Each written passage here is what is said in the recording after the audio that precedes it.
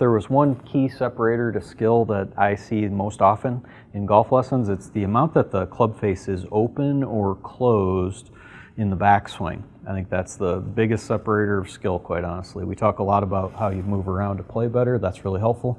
But most people make a mistake on how much they twist the shaft open and ultimately how your wrist is bent when you hit. So the worst golfers that come in, the ones who hit the biggest slices, have the most problem with distance on the backswing, tend to open up the club face, or that's where the toe of the club here starts to twist away from the golf ball. So more of the grooves are visible at this point in time, and then continue to do the same thing all the way up to the top. So here you can see how the toe of the club's aimed straight down, and my left wrist is extended.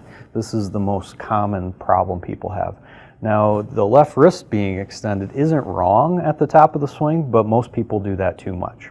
Then on the downswing, when the best golfers on the downswing are starting to flex their wrist, which is where you curl it or where you'd flex your forearm, that's where the worst golfers, again, make bigger mistakes and continue to extend their wrist, which opens the face up even more, ultimately ending when the shaft's parallel to the ground on the downswing with the club face really open, and it's very challenging not to hit basically a bunker shot with all of your golf clubs this way. So to avoid doing that, the way I suggested to do that in the video differently was at the same point in time on the backswing, when the shaft's parallel to the ground, was just aiming the club face down. That would go a long way to making it more complicated for you to open it too many degrees at the top again and slice. So if you do slice or you struggle with just these high shots that spin too much to the right, that would be a good way to start that. Now, the way to do that isn't something that I've described yet. The way I would do that is to take your left wrist and instead of extending it and turning it, which opens the club face the most, on the backswing I would actually aim my palm towards the sky and flex your wrist. That would close the club face as much as you could, and then continue to do that all the way up to the top. That isn't really how I would play, but that is a nice feel to help you stop slicing. So here's what the worst golfers do, and we'll take a look at the actual ball flight on foresight here. So the open club face the most you can, the most open at the top, and then continue to open it the whole way, and the shot looks something like this.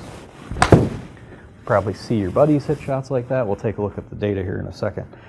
But the way you would counteract that will be something totally different. So there's a shot. You can see up on the screen how that one took off. Started to the right, went 114 yards, and spun further to the right. Now my club face to path, which we'll highlight there, is 13 degrees open. That's me hitting this golf ball with the club face angle aimed 13 degrees more to the right than the path I'm swinging on. That's slicing. That's a bunker shot. That's how you would try to hit something very short with a lot of spin. Unfortunately, if you're watching this and you struggle with it, chances are this is how you hit all of your shots. So here is the opposite, and this one will be the flexing of your wrist, turning your left forearm or your lead forearm so that it faces up, and so does the palm of my hand, to close the face as much as I can. And then on the way down, I'm going to try to keep my left wrist exactly the same. Same story that I mentioned before. I'm not trying to actually hit like that, but it is a nice way to learn how to close the face of the path. And check out this shot. That is probably worse than the first one, but the ball flight is tremendously different on that. So we'll take a look at that measurement here, and then we'll hit a normal shot. So if you slice, you can't stop, you don't know how, that's how I'd practice, and I would warm up hitting that one like I did there.